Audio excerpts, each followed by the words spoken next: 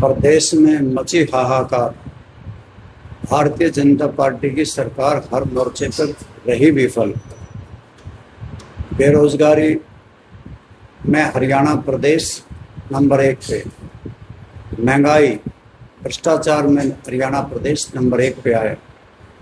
आपको पता ही है कि भारतीय जनता पार्टी के मुख्यमंत्री नायब सैनी जी हरियाणा प्रदेश की चिंता छोड़ करके पंजाब में सरकार बनाने के लिए निकले हैं।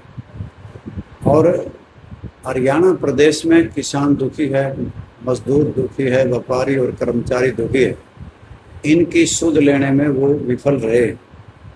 किसानों में हाहाकार है कि उन्हें एमएसपी नहीं मिला, स्वामीनाथन योग की रिपोर्ट लागू नहीं हुई, और इसी प्रकार से खाद नहीं मिला, बीज नहीं मिला, बिजली नहीं मिली, पानी नहीं मिला।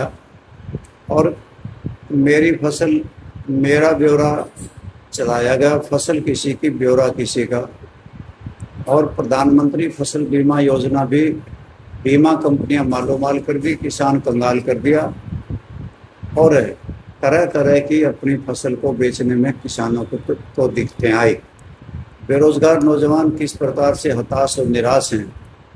हरियाणा प्रदेश में जहाँ पेपर लीक हो रहे हैं, वहीं देश के सतर पे भी बेरोजगारी चरम सीमा पे है, और भारतीय जनता पार्टी से लोग तंग हैं।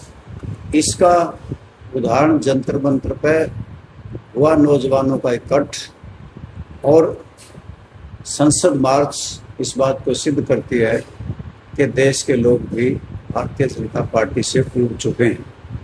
आज आपको पता ही है कि किसानों के राइस सूट लगाए जाते थे, जीरी मोगे लगाए जाते थे, उनका साइज तो कम किया ही किया, उनकी प्रोसेसिंग फीस जमा करा ली, और अभी तक राइस सूटों की पर्ची भी नहीं दी, लगाने के लिए नहीं कहा गया। और हरियाणा प्रदेश में कितने घपले और घोटाले हुए, रजिस्ट्री घोटाला हुआ, धान घोटाला हुआ, शराब घोटाला हुआ, पेपर लीक घोटाला हुआ, स्पाइक घोटाला हुआ, तालाब खुदाई घोटाला हुआ, श्रमचिप घोटाला हुआ, आईडीएफसी का 590 करोड़ रुपए का घोटाला हुआ, पंचकूला का कॉरपोरेशन का 160 करोड़ रुपए का घोटाला हुआ, अमृत योजना का रोहतक का घोटाला बहुत बड़ा हुआ। इसी प्रकार से फरीदाबाद का 200 करोड़ से भी ज़्यादा का घोटाला म्यूनसिपल कॉरपोरेशन में हुआ, और हर जगह ही घपले और घोटाले हो रहे हैं। और यहाँ तक आगे भारतीय जनता पार्टी के लोग कि इनके लोगों ने, इनके दलालों ने लोगों की भावनाओं से भी खिलवाड़ किया।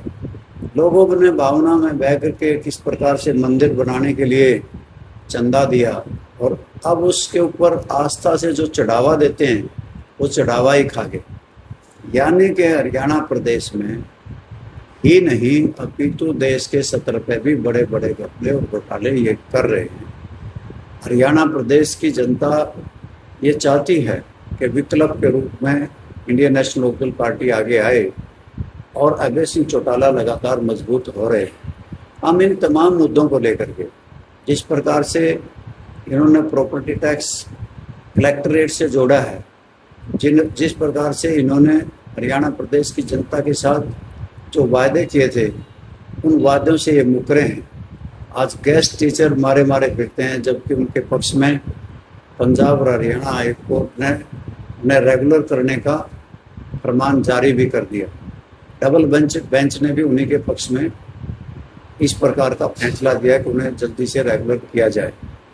और एनएचएम के कर्मचारी भी मारे मारे फिर रहे हैं, जबकि पंजाब और हरियाणा हाई कोर्ट ने उन्हें पक्का करने का ऑर्डर पास कर दिया। और इसी प्रकार हरियाणा कौशल रोजगार निगम है, वो एक फ्रॉड है, उसमें पिक एंड चूज होता है, भ्रष्टाचार होता है, पैसों का लेन देन होता है। उसके बावजूद भी उन्हें 1,20,000 कर्मचारियों को जॉब गारंटी कानून 2024 बनाया गया, जिसे अभी तक लागू भी नहीं किया गया। और किस प्रकार से 52 वर्ष तक वो सेवाएं देंगे 20-22 हज़ार रुपये में। उन्हें कोई टीए नहीं, डीए नहीं, किसी प्रकार की मेडिकल फैसिलिटी नहीं। यानी कि कर्मचारी भी हताश और निराश हैं। हरियाणा का किसान दुखी, नौजवान दुखी, कर्मचारी दुखी, व्यापारी दुखी। इन हालात में हमने 9 अगस्त से डबवाड़ी से अभय सिंह चौटाला के नेतृत्व में भारतीय जनता पार्टी को उखाड़ फेंकने के लिए आंदोलन शुरू किया है कि हम हर हल्के में जाएंगे और लोगों को लामबंद करेंगे। चौधरी देवीलाल की जयंती 9 में 27 सितंबर को बड़ी धूमधाम से मनाएंगे, जिसमें लाखों लोग उन्हें श्रद्धा सुमन अर्पित करने के लिए जाएंगे।